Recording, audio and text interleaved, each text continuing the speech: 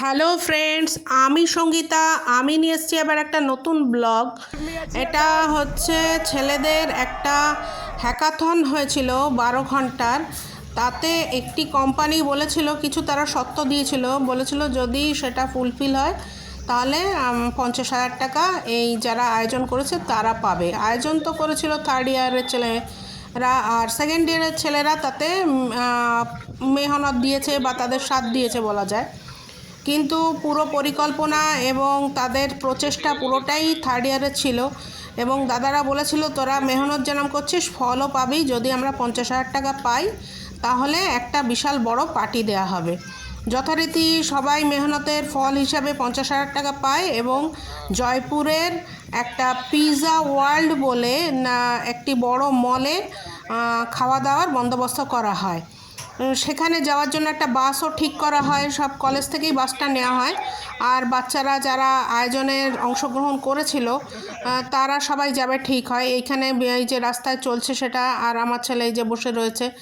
আর এই রাস্তা দিয়ে চলেছে বিভিন্ন, জয়পুরে তো দেখবার জিনিসের অভাব নেই, এইগুলো হচ্ছে সেইগুলোই।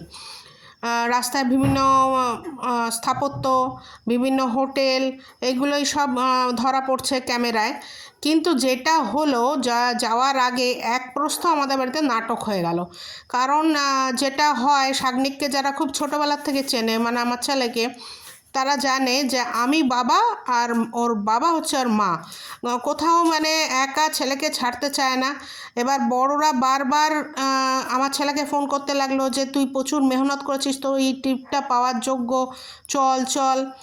আর যথারীতি ওর বাবা ওখান থেকে মানা করা শুরু করলো যে না, এরকম বেরোতে দেওয়া হবে না, একা তো যাওয়া সম্ভব না, গ্রুপ হোক, আজকাল চারদিকে যা হচ্ছে।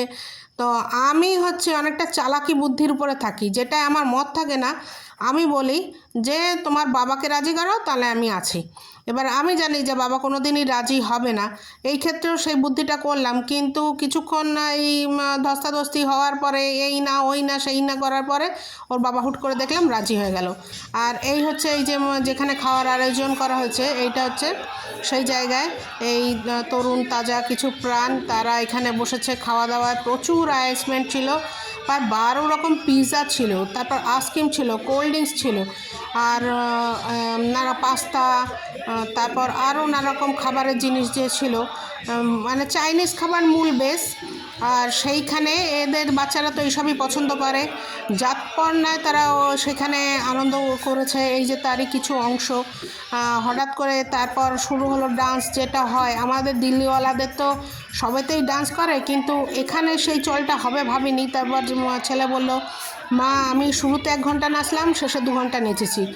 আর টেবিল সরিয়ে জায়গা করে হঠাৎ করেই আমরা এরকম উদ্দাম নৃত্য শুরু করলাম। কারণ আর কিছুই না, সবারই মন ভালো হয়ে গেছে, কারণ সবাই পিৎজাটা তো বাচ্চারা খুবই পছন্দ করে।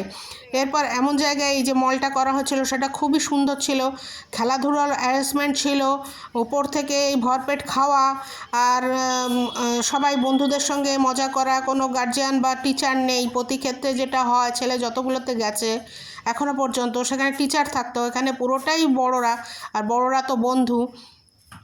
এদের সেকেন্ড ইয়ারটার সঙ্গে থার্ড ইয়ারের সম্পর্কটা সত্যি মানে ভাই এবং দাদার সম্পর্ক। কেননা আমি অন্য জায়গায় আমরাও ইউনিভার্সিটিতে পড়েছি, আমি ক্যালকাটা ইউনিভার্সিটিতে। বড়দের দেখলে আমাদের একটু সম্ভ্রম দিয়ে চলতে হতো, ভয় চলতে হতো। এখানে সেরকম দেখি না, কেন ওরা ভালোই গাইড করে এবং বন্ধুর মতন ব্রো করে একদম পিঠে হাত রেখে গাইড করা সব করে, সেটা ভালো লাগে। এখানেও সেই ব্যাপারটাই ঘটেছিল, সুন্দরভাবে যেরকম নিয়ে গেছে বাসে, আবার সুন্দর করে কলেজের সামনে ছেড়েও দিয়েছে, যার তার বাড়িতে সুন্দরভাবে পৌঁছেও গেছে। যাক, বিশ্বস্ততাটা তৈরি হলো। পরবর্তী ক্ষেত্রে এরকম আরও অনুষ্ঠান হলে হয়তো ওর বাবা ছাড়বে। আমি তো যেরকম নিরপেক্ষ অনুঘটকের কাজ করি সেরকমই করব, আমার কোনো মতামত থাকবে না। এই যে এখানে খেলার ডিপার্টমেন্টটা একটা স্বপ্ন মধুর একটা মানে জায়গা সৃষ্টি করা হচ্ছে লাইট টাইট জ্বালিয়ে। এখানে বাচ্চারা যারা অনেকেই খেলাধুলো করেছে, আমার ছেলে করেনি, সে ও দেখছিল কেন এত নাচানাচি করেছে। আর এই দেয়ালের উপর যে উপরে সিলিংয়ে এই একটা ঝাড় তৈরি করা হয়েছিল, এত নেচেছে 3 ঘন্টা ধরে। বাসেই যে বসে আছে, প্রায় মানে ঘুম পেয়ে গেছে বলছিল ভীষণ। আর এই হচ্ছে গ্রুপটা। আমার এই ভিডিওটা যদি ভালো লাগে প্লিজ একটু লাইক করবেন, সাবস্ক্রাইব করবেন, শেয়ার করবেন। Thank you.